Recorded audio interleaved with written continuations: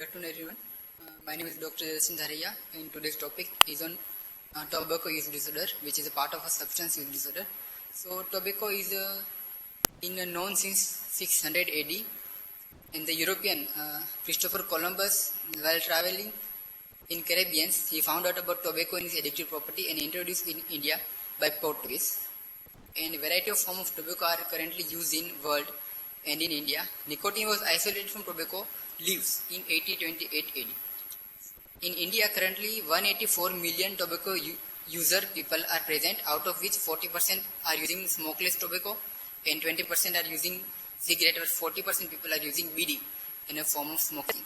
About 20 million children of age 8 to 14 are tobacco addicted in India, and every day 5,500 new users are added in tobacco use, which makes 2 million new users every year. So these are the various forms of tobacco which are available for use, like smokeless tobacco, which is available in form of kheni, mawa, gutka, chewing tobacco, tapkir, buzzer, mishri, snuff, and pan masala. The production varies from region to region in country, and smoked tobacco is available in a range of BD, cigarette, cigar, hookah, pipe, e-cigarette, and vape pen. Vape pen and e-cigarette are a new invention in the range of product. So basically, tobacco is a nicotine.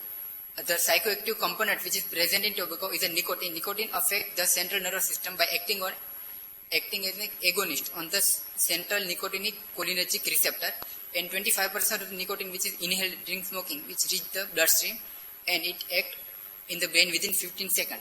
The half-life of nicotine in brain is about 2 hours.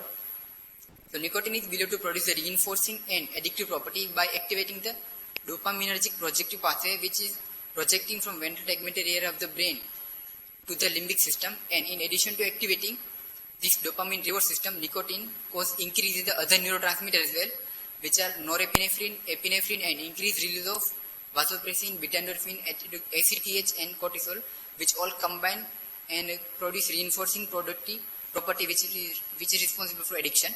The hormones are thought to be contribute to the basic stimulatory effect of nicotine in the brain. When we talk about substance, this is the list of a substance like tobacco, alcohol, cannabis, cocaine, stimulant, and other. Among these, tobacco is a substance which has maximum addicting property among other substances. That's why people are more likely to consume tobacco here and there. Nicotine, which acts in brain, nicotine directly causes dopamine release in the nucleus accumbens by binding to alpha-4 beta-2 receptor, which are presynaptic receptor on dopamine neuron in the ventral tegmental area. After binding nicotine, other than alpha-4 beta-2 receptor, nicotine also binds to alpha-7 receptor, which are on glutamate neuron, and which also release dopamine in the nucleus accumbens. So overall, the mechanism of action of nicotine is binding to nicotine receptor and release of dopamine in the various areas of brain, like prefrontal cortex and the nucleus accumbens, which result in rewarding and addictive properties of nicotine. It also desensitizes alpha-4 beta-2 receptor on GABA interneuron in the VTA.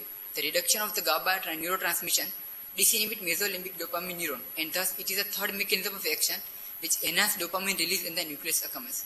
As we know, any substance which is acting in release of dopamine, it is addicting. The same way nicotine releases the dopamine and cause addiction.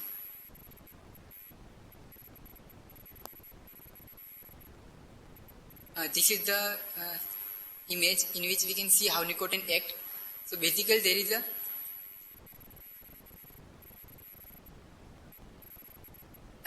alpha-4 beta-2 and alpha-7 receptor on which nicotine acts, and ultimately it leads to act on dopaminergic neuron in ventral tegmental area, and nicotine acts on the VTA, and which will release dopamine in prefrontal cortex and other brain region, which is responsible for addictive property of nicotine. In resting state, you see in the image, in the resting state, alpha-4 beta-2 receptor are rested, and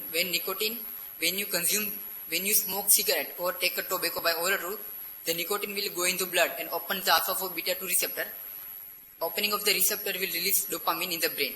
Now when the dopamine is released, it will cause stimulation. But in the resting state, alpha-4 beta-2 receptor, they are closed. Now when you take the nicotine, like smoking, it causes receptor open. When the receptor is open, it will lead release to dopamine. Now the long-term stimulation of this receptor will lead to their desensitization. So even when you provide extra nicotine, the receptor will not be able to open because they are desensitized to nicotine. So such they are temporarily cannot react to the nicotine or acetylcholine as per matter. This occur in approximately the same length of the time it takes to finish a single cigarette. So that's why there is a fixed length of cigarette. When you open a box of cigarette and see the length, there is a reason why all cigarettes are of same length. Because it is the amount of one cigarette it takes to desensitize the nicotine, all nicotine receptors in the brain. So if the cigarette is more longer than the size of it is, the extra nicotine will not produce any beneficial effect in the brain. So it will not release dopamine in the brain. That's why the cigarette are of that length only. But the receptor resensitize after some time. When you stop taking the smoking or nicotine, the receptor will get resensitized. So they are active again. In first when the receptor is desensitized, and after when they are again going to resting stage, they will again start to have a craving because now they are receptive to nicotine. And when this keeps on going again and again, gradually the receptor of alpha 4 beta 2 receptor, which will upregulate to recompensate. Because when you repeatedly take nicotine and then you stop taking, it will lead to upregulation of alpha 4 beta 2 receptor. But the problem with upregulation is when receptor are upregulated, more receptors are available to recruitment. When you take nicotine, more dopamine will release initially. So with gradually when you take smoking, when you start smoking, initially you will feel good. But gradually the alpha 4 beta 2 receptor will upregulate. So number of receptors will increase. You can see in the third image. But when the receptor are upregulated itself, gradually the more receptors are desensitized. And when you stop taking tobacco, all the receptors will produce craving. And that's why with time you get more and more craving. So how the tobacco use disorder is diagnosis, clinical feature and management. So in DSM-5, there are a criteria for any substance use. There are criteria like 11 to 12 criteria, and there is social occupational impact like this only. The criteria are same. A problematic pattern of tobacco use which causes significant impairment. Character over last 12 months characterized by two of the following. The criteria are same as for any substance use. Taking tobacco in large amount, longer duration, you cause craving. You are taking repeated tobacco use despite having failure to fulfill major role obligation at work, school and home. And despite having all the problem, you continue use tobacco. Despite knowing social, occupational, interpersonal problem, you continue using the tobacco. And because of tobacco use, important social, occupational, and recreational activity are given up or reduced to use the tobacco. And you use tobacco in physically hazardous activity like while in bed. And despite the knowledge that the tobacco use is causing you physical, interpersonal, psychological problem, you are using the tobacco. And there are the two criteria, tolerance and withdrawal. Tolerance is the increased substance to achieve the desired effect, or decreasing effect with continued use of the same amount of tobacco. The tolerance and withdrawal are same for almost any substance, like increased amount of substance taken to achieve the desired effect.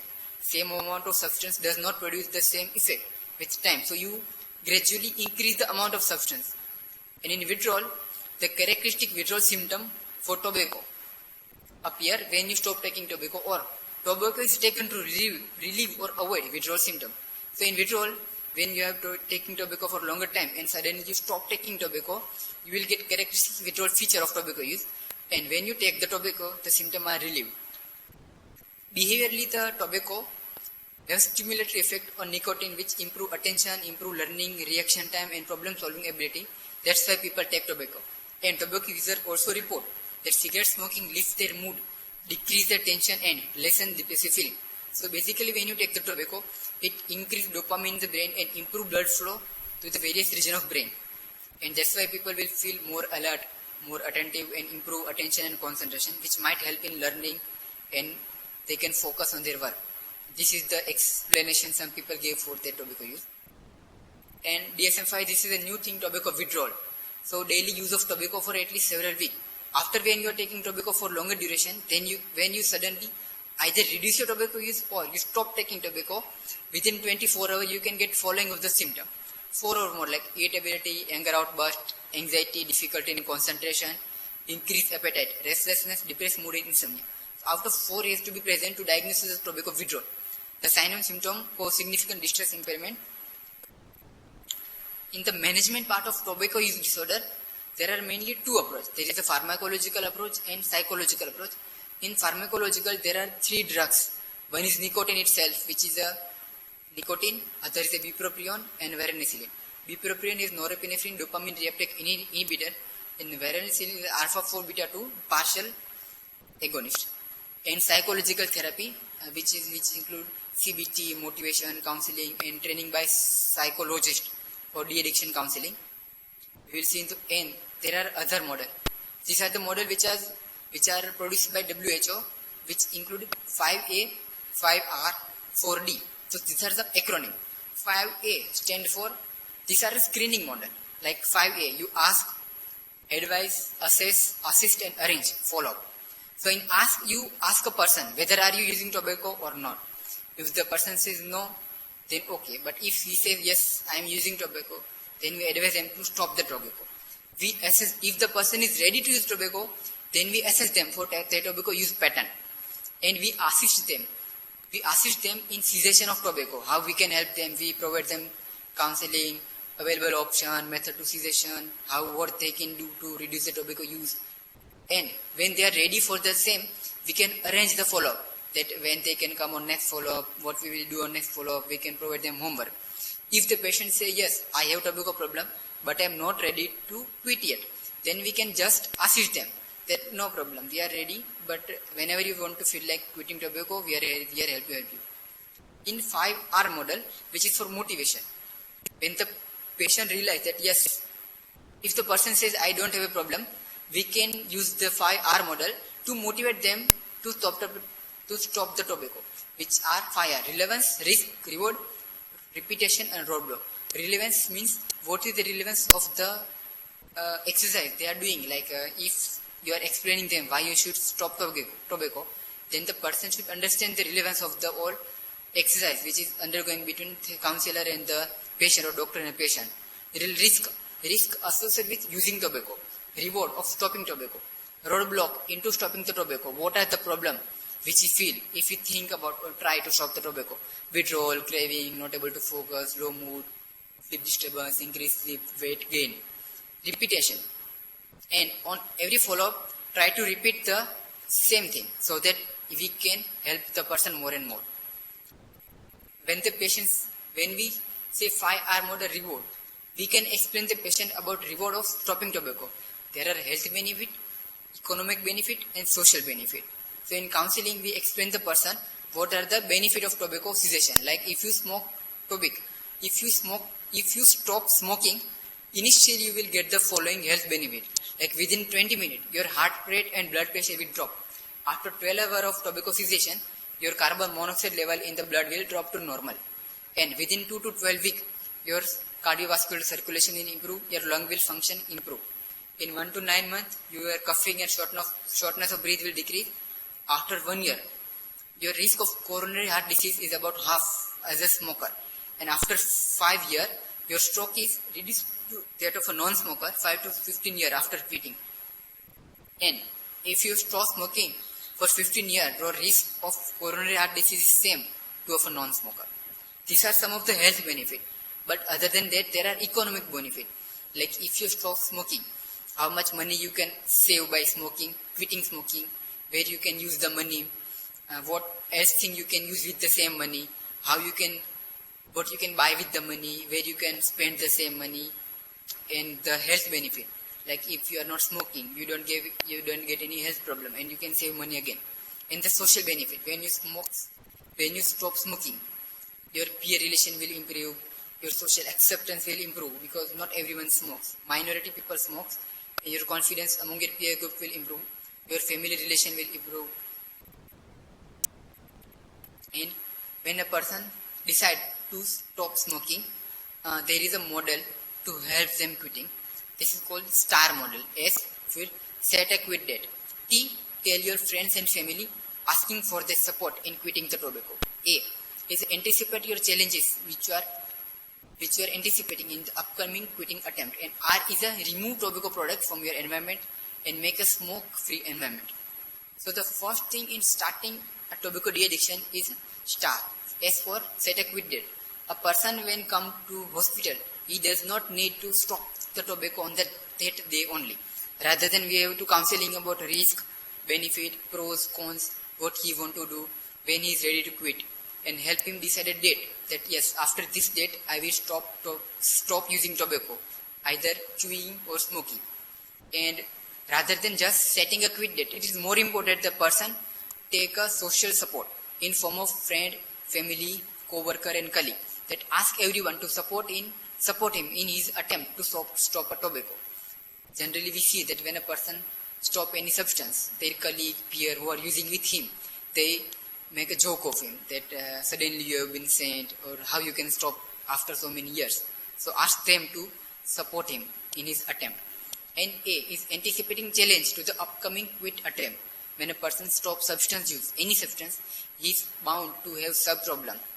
Withdrawal, craving, irritability, anxiety, and withdrawal symptom.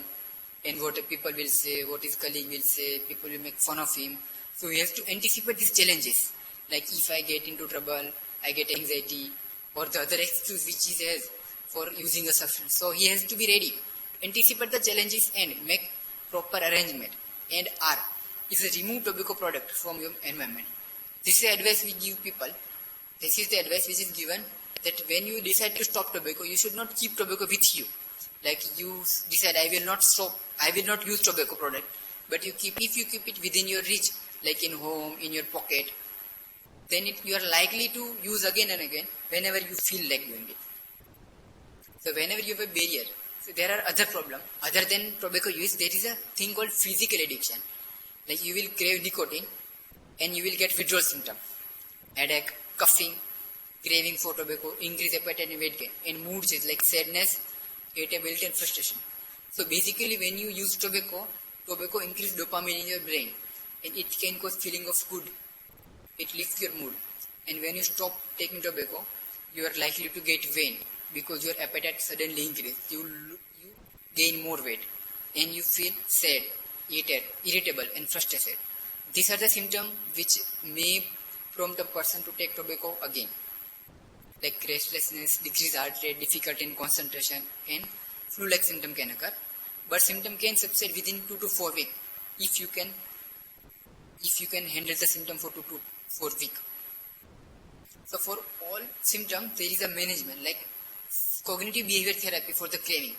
This is called 4D. Delay, deep breathing, drink water and do something else to distract yourself. Delay.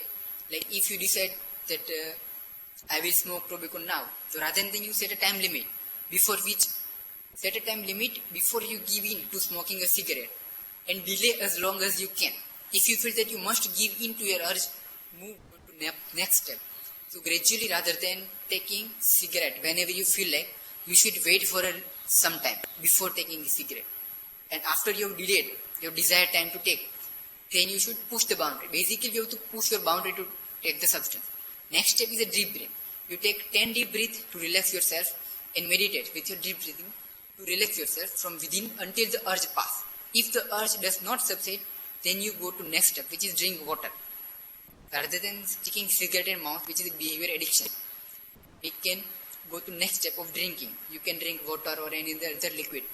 And after that, if urge does not pass, you can go to next step, which is do something else to distract yourself, like walk, talk to your colleague about your addiction, talk to them that I am having craving. You can watch TV, you can listen music, or you can engage in any activity which is better than smoking. There are other complications, other visual symptoms of headache. So whenever you have a headache, you should make sure that you are adequately sleeping and eating. You can take NSAIDs for headache like paracetamol, ibuprofen. And generally people report that they have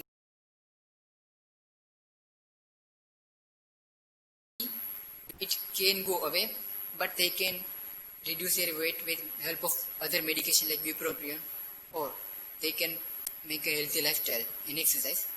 Some people can report difficulty in breathing and insomnia, but relaxation and regular exercise will gradually overcome the problem of sleeping and appetite. So rather than giving in to your habit of addiction, people should try to withhold as long as possible. Other are the psychological connection. People make connection with substance use and external environment. Like when you are, I need to take a cigarette after having a meal. or generally whenever they are drinking tea or when there is a gathering, they will decide to have a smoke here and there. Or smoking help me move my bowel in early morning after you are addicted to it for a long time. So these are all the connection which we made subconsciously, like a learning. So it's all conditioning, just like a dog and bell and salivation response. These things happen. So you gradually associate smoking and tobacco and your habit in a row. So you won't even know when you are addicted to tobacco. There is a social connection. Like tobacco use is intimately attached in your day-to-day activity, like when you are talking on your phone, or you are drinking tea at a chai stall, or when you are in a social gathering among your friends, and if one of them is smoking, they will offer you, and you will, without a second thought, you will just put it on your mouth. But whenever you feel like smoking, you should be attentive. That don't give up to the urge of a smoking. Rather than urge, wait for 1, 2, 3 minutes and do the 4D. Delay, distract, deep breathing or drink. And urge will pass and you will stop the use. Other are a pharmacological method. In pharmacological there are two things. One is a NRT, nicotine replacement therapy. So these things are same like nicotine, which a person, when the person is using tobacco, basically the nicotine which is available in it, it is the one which is producing the addicting property. So in therapy, the nicotine is given but in a small dose and in a pharmacologically assisted, like gum, patch, lozenges and tablet. And other therapy are bupropion and varenicline. Both are SSR, both are antidepressant, but they can be used for tobacco de-addiction. The nicotine replacement therapy, these are the variety of options available, like nicotine gum and nicotine patch and nicotine lozenges.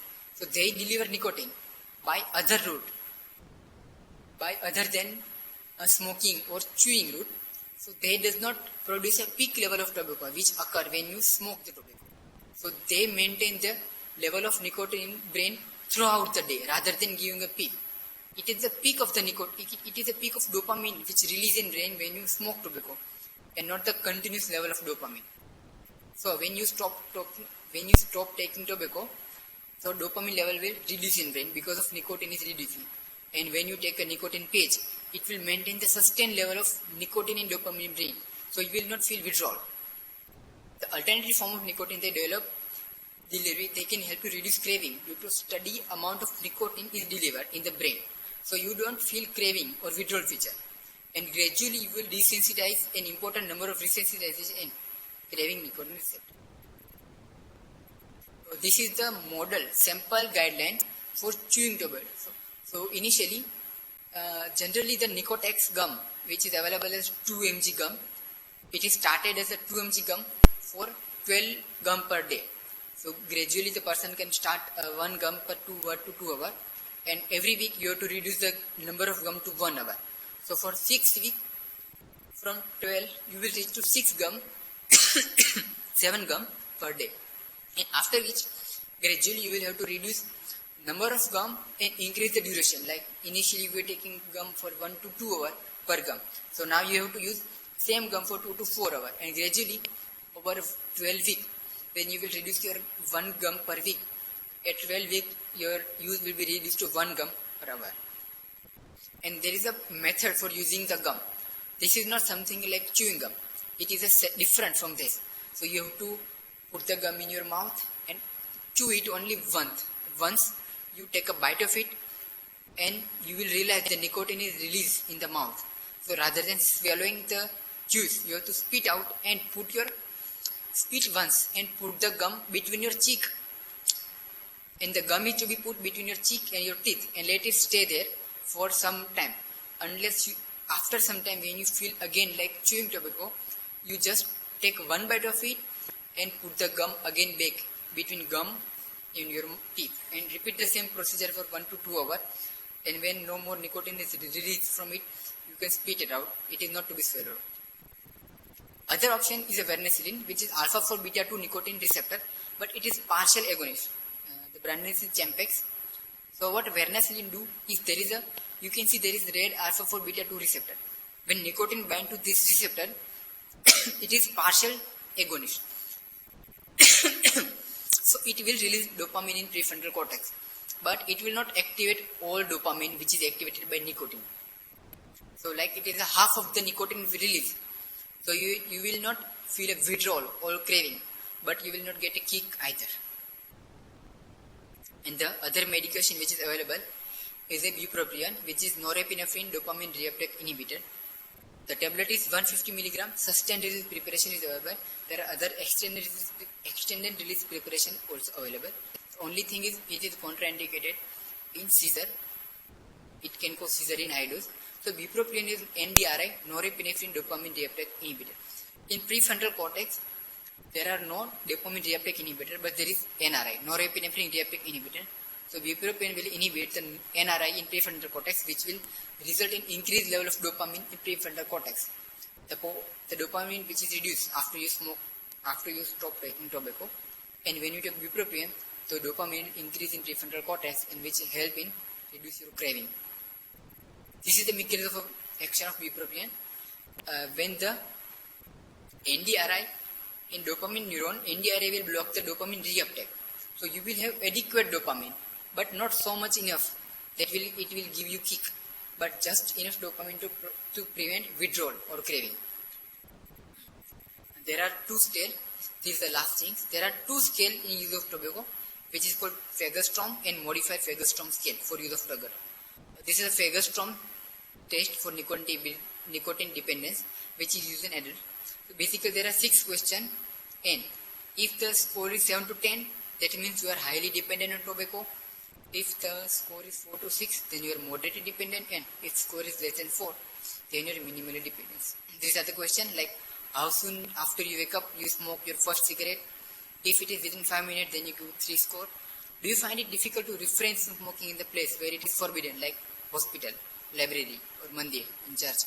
If yes, then you give 1 score. Other is which cigarette would you hate most to give up? The first in the morning or any other? And how many cigarettes do you smoke per day? Do you smoke more frequently during first hour of after waking up than during the rest of the day? And do you smoke if you are so ill that you are in bed most of the day? There is other question for adolescents. And there is second separate questionnaire which is variation of this Fagerstrom, but it is for smokeless tobacco dependence, which is more prevalent in India. Like how many time or how many tin or pouch of smokeless tobacco do you typically use each week? And how often do you use smokeless tobacco? And do you intentionally swallow tobacco juice? Do you use smokeless tobacco when you are sick or have mouth ulcer? And how soon after waking from your normal sleeping period do you use chewing tobacco or snuff? Do you smoke cigarette? Is it difficult for you not to use smokeless tobacco where its use is restricted or not allowed? Thank you. So basically, this is the lecture all about tobacco use disorder, its management and prevention. When we think about why, if the tobacco, there is a law, COTPA, Control of Tobacco and Other Cigarette Product Act, which prohibit use of tobacco in any social place. Other than that, tobacco use is not allowed in a hospital or any public place, and tobacco selling is not allowed in a 100-meter radius within Institute of National Importance or any other educational institute. And a person who is producing tobacco or selling should put a clear-cut sign: tobacco causes cancer, tobacco cause, and a sign of cancer on the tobacco product. 20 to 30% of the publication should be put in the danger sign, and it should be produced in a regional language. There is a fine imposed for controversing the law of the COTPA Act.